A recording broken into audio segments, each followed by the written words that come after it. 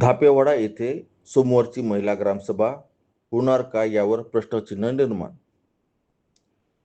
दिवसेंदिवस वाढणारा पारा आणि उष्णतेची लाट यामुळे आधीच 11 वाजतापासून 4 वाजतापर्यंत नागरिकांनी घराबाहेर अत्यंत महत्त्वाच्या कामाशिवाय पडू नये असे शासनाचे निर्देश असले तरीही आणि त्याच दिवशी 11:30 वाजतापासून ग्रामपंचायतची मासिक सभा असल्याने महिला ग्रामसभा होणार की नाही यावर प्रश्नचिन्ह निर्माण झाले आहे. महाराष्ट्र शासनाच्या आदेश 20 मे 1999 नुसार ही वित्तीय ग्रामसभा होत नसल्याने नैतिकतेच्या दृष्टिकोनातून सरपंचाच्या पत्रावर ग्रामपंचायत सदस्य दिवाकर कडू यांनी आक्षेप घेत सामान्यांच्या अधिकार आणि आरोग्याविषयीचा प्रश्न ऐरणीवर असल्याचा महत्त्वाचा विचार मांडलेला आहे. त्यामुळे लोकांनी तेवढी खबरदारी घ्यावी हे आपलं काय मत आहे? नाही, तुमच्या मताला मी सहमत आहे. होणारी ही मासिक सभा आणि महिला ग्रामसभा यांनी वेळेच्या अभावे आणि जे उष्णतेची लाट सुरू व्हायची म्हणून शासनाने सांगितलं. त्यानुसार माझ्या म्हणण्यानुसार ग्रामसभा जी आहे यायची होती ही महिलाची ग्रामसभा सकाळी 10 वाजतापासून जर सुरू केली तर सोयीस्कर होईल. त्यामुळे होणारा जो त्रास महिलांना आहे तो पण होणार नाही आणि शासनाचे नियमसुद्धा बोलतो. त्याच्यामध्ये सचिव साहेबांनी सुद्धा तो दखल घ्यायला पाहिजे आणि त्या वेळेच्या अभावे ते महिला ग्रामसभा आले पाहिजे. नमस्कार. आपण दिवाकर कडू ग्रामपंचायत धापेवाडाचे सन्माननीय सदस्य. उद्याला ग्रामपंचायतची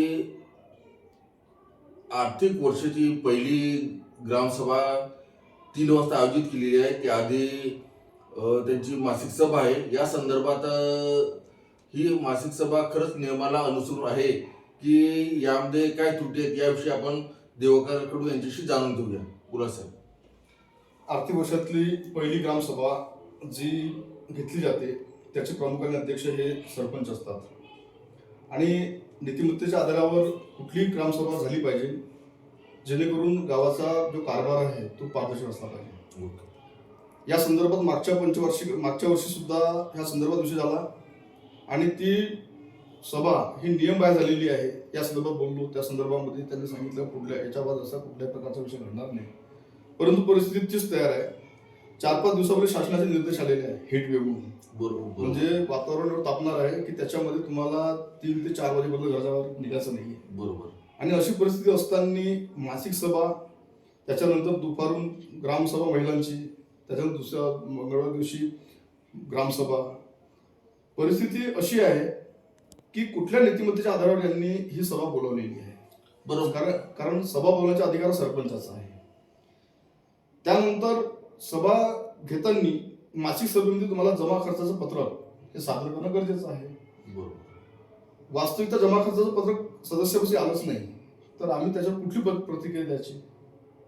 म्हणजे अजूनपर्यंत जमा खर्च काही तयार झालेला असतो. पत्रक दिलंच नाही ना. पत्रच नाही दिलं. आता समजा उद्या मासिक सभा जर घेतली तर मासिक सभेमध्ये पत्रकच पारित नाही झालं तर तुम्ही लोकांना काय देणार आहे? म्हणजे लोकांना त्याची माहिती असणं गरजेची आहे. या संदर्भात 15 ऑगस्ट 2013ला एक विषय झाला होता आणि जवळपास माझ्या म्हणजे अनुषंगाने 21 मेचा एक निकाल आहे 2008-9 मधला. तर त्याच्यामध्ये एक परिपत्रक होतं तर त्याच्यामध्ये पत्रक आहे की सर्वांना ते परिशिष्ट लोकांना देणं गरजेचं आहे जमा खर्च पत्रक. परंतु आजपर्यंत झालं नाही. असंच जर कारभार झाला तर ग्रामपंचायतवर किंवा ग्रामपंचायतमध्ये येणाऱ्या लोकांवर, निवडून येणाऱ्या लोकांवर या जनतेचा विश्वास कसा राहणार? कारण घोटाळे होत राहतात आणि जेव्हा माहीत होते तेव्हा लोकांना करतात. पण जमा खर्चाचं पत्रक जर दिलं तर हे घोटाळे होणार नाही. कुठल्याही प्रकारचा जो कारभार आहे पारदर्शक राहील.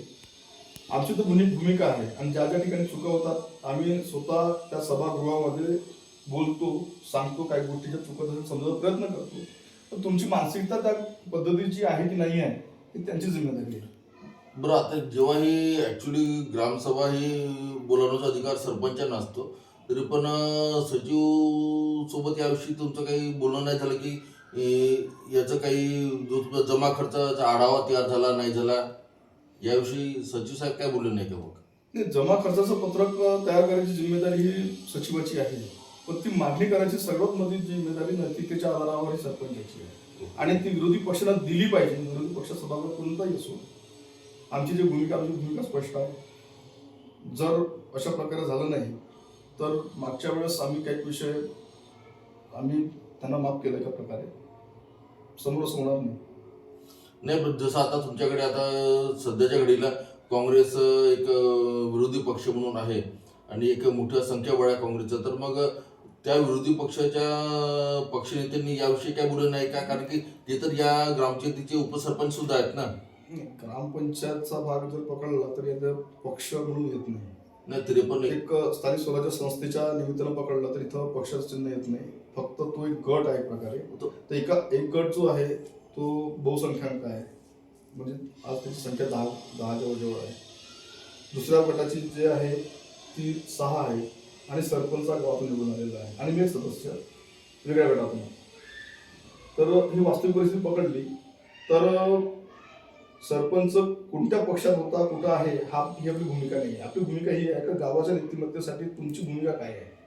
त्यांनी आपली भूमिका आधी स्पष्ट करावी आणि त्यानंतर ग्रामसभा घेण्यात यावी.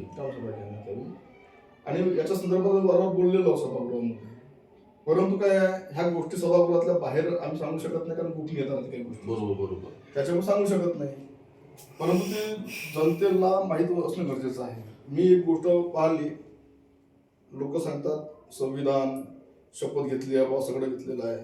ह्या संविधानाने घेतलेली शपथ किंवा देवधर्म घेतलेली शपथ हे राजकीय लोक मी बी आलो तर किती टक्के पाळतात? बहुतेक पाळत नाही.